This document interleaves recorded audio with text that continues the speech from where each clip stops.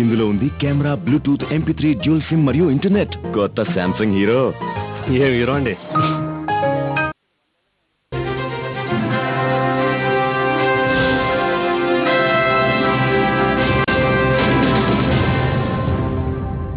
Welcome back. Padma garu, మహిళా గ్రూపులు ఎదుర్కొంటున్నటువంటి ప్రధానమైన సమస్యలు ఏమున్నాయి? ఈ సమస్యలు తీర్చేందుకు రాష్ట్ర ప్రభుత్వం ఎలాంటి సహాయం అందించాలంటారు? ఇప్పుడు మన రాష్ట్రంలో దాదాపు 1,20,00,000 మంది పొదుపు గ్రూపులు మహిళలు ఉన్నారండి.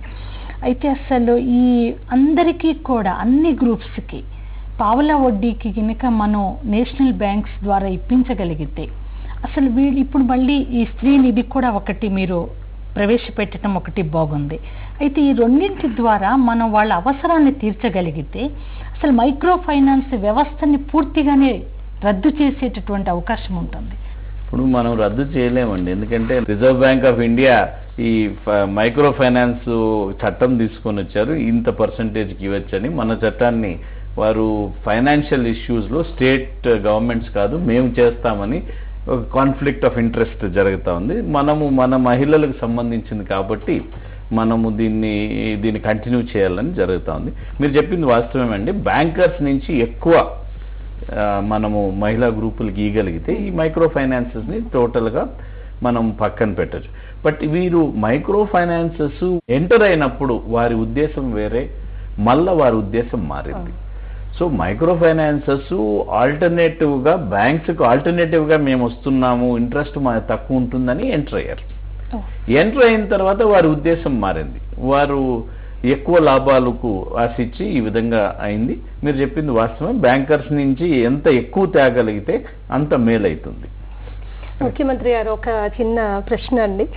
మరి జనరల్గా మహిళల పట్ల సంక్షేమ కార్యక్రమాలు, పథకాలు ఇవన్నీ అధికారంలోకి వచ్చిన వెంటనే ప్రకటించడం జరుగుతూ ఉంటుంది, లేదా రాబోయే అధికార కాలానికి ముందు జస్ట్ బిఫోర్ ఎలక్షన్స్ అయినా మళ్ళీ ప్రకటించడం జరుగుతూ ఉంటుంది.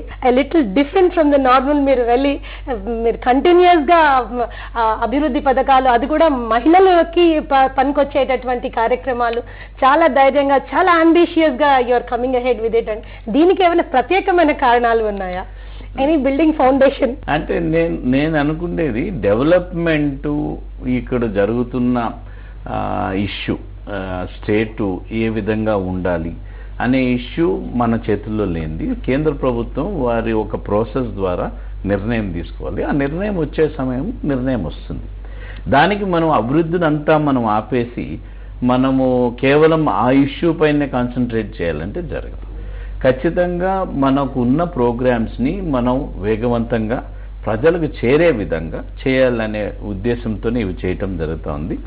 ఇది అంటే ఇప్పుడు పూర్తిగా ఒక స్టేజ్లో ఉన్నారు ఈ మహిళలంతా. 1,20,00,000 మంది ఎవరైతే ఈ ఐకేపీ గ్రూప్స్లో ఉన్నారో వారికి ఇది టేక్ ఆఫ్ స్టేజ్.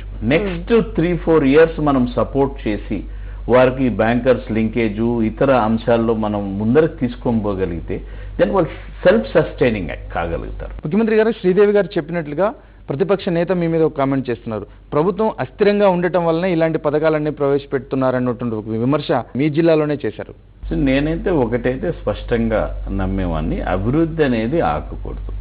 ఈ పరిస్థితి వలనో ఈ టెంపరీ సెట్ బ్యాక్స్ వలనో ఇది ఖచ్చితంగా ప్రజలకు చేరాల్సింది మనం వేగవంతంగా చేయాల్సిన అవసరం ఉంది.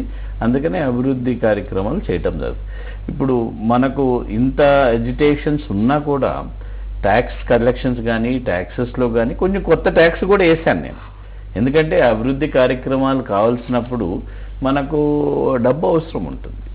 సో ఒక పక్క ఫైనాన్సెస్ను ఇంప్రూవ్ చేసుకుంటూ ఇంకో పక్క అభివృద్ధి కార్యక్రమాలకు మనం డబ్బు ఖర్చు పెట్టాల్సిన అవసరం ఖచ్చితంగా ఉంది అనేది నమ్ముతున్నాం. కాబట్టి కొత్త కార్యక్రమాలు మహిళలకు కూడా ఎక్కువ శాతం తెచ్చేదానికి ప్రయత్నం చేస్తున్నాం.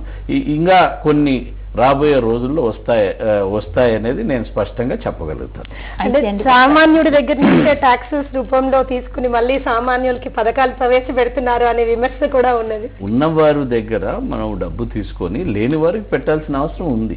అభివృద్ధి కార్యక్రమాలు లేకపోతే ఎడ్యుకేషను, హెల్త్, వీటిల్లో డబ్బు ఖర్చు పెట్టాల్సిన అవసరం ఉంది. సో వెల్ఫేర్ కార్యక్రమాలు ఏదైతే జరగాలంటే అది మన రాష్ట్రంలో జరిగే వెల్ఫేర్ కార్యక్రమాలు జరగాలంటే ఖచ్చితంగా